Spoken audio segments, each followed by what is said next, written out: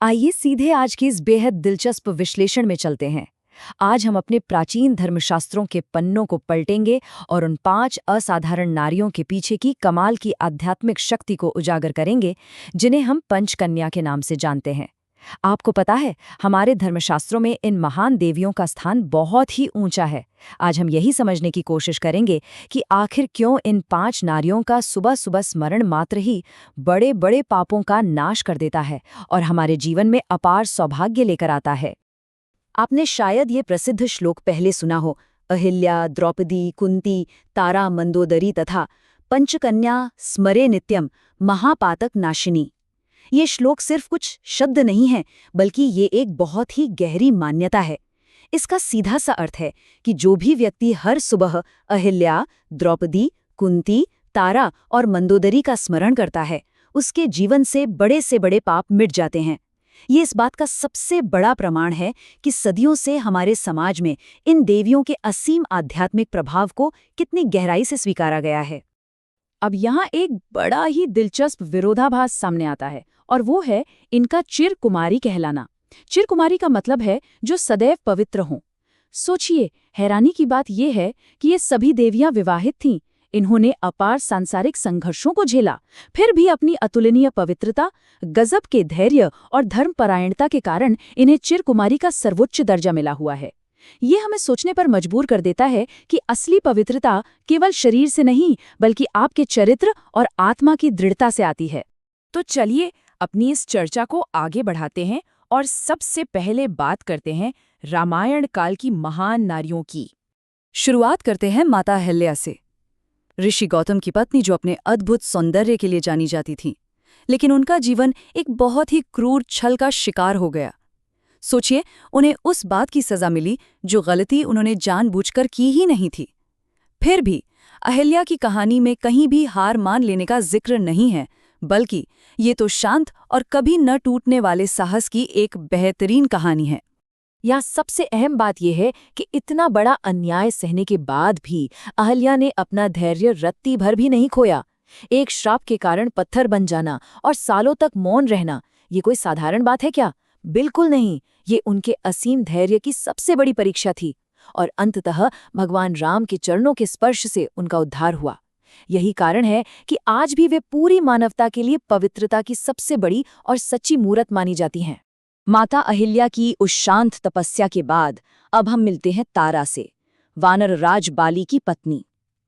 यहाँ हमें एक बिल्कुल अलग ही तरह की शक्ति देखने को मिलती है, एक ऐसी शक्ति जो कमाल की कुशाग्र बुद्धि और दूरदर्शिता से आती है।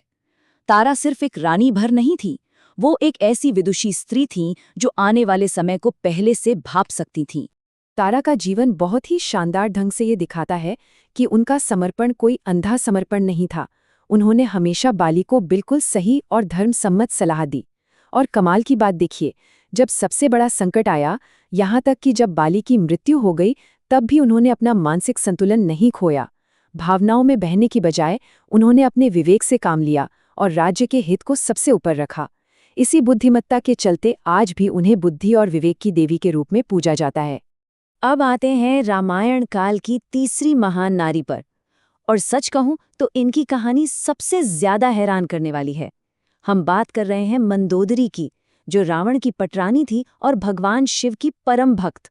मंदोदरी का जीवन बिल्कुल अधर्म के केंद्र में बीता, लेकिन उनका अपना चरित्र उस माहौल के बिल्कुल विपरीत था। ये बात सच में अचंभित करती है कि लंका जैसे पापपूर्ण और अधर्मी माहौल में घिरे होने के बावजूद मंदोदरी ने हमेशा हर हाल में धर्म का ही पक्ष लिया।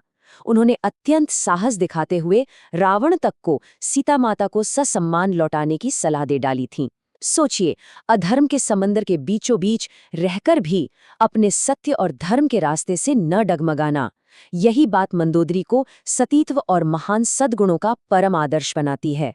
रामायण के बाद आइए अब हम रुख करते हैं महाभारत का और देखते हैं वहां की सशक्त देवियों को। महाभारत की बात हो और उसकी मुख्य नायिका द्रौपदी का नाम ना आए, ऐसा तो हो ही नहीं सकता। 5 पांडवों की पत्नी, जिन्हें हम याज्ञसेनी भी कहते हैं, क्योंकि उनका जन्म ही सीधे यज्ञ के धधकती अग्नि से हुआ था। और सच मानिए, द्रौपदी ने अपने पूरे जीवन में उस अग्नि के तेज को धारण करके रखा। उनका जीवन एक के बाद एक अनगिनत चुनौतियों से भरा हुआ था। द्रौपदी के जीवन से हम जो सबसे बड़ी बात सीख सकते हैं वो ये है कि उन्होंने जीवन भर भयानक अन्याय झेला, लेकिन अपने आत्मसम्मान के साथ कभी कोई समझौता नहीं किया।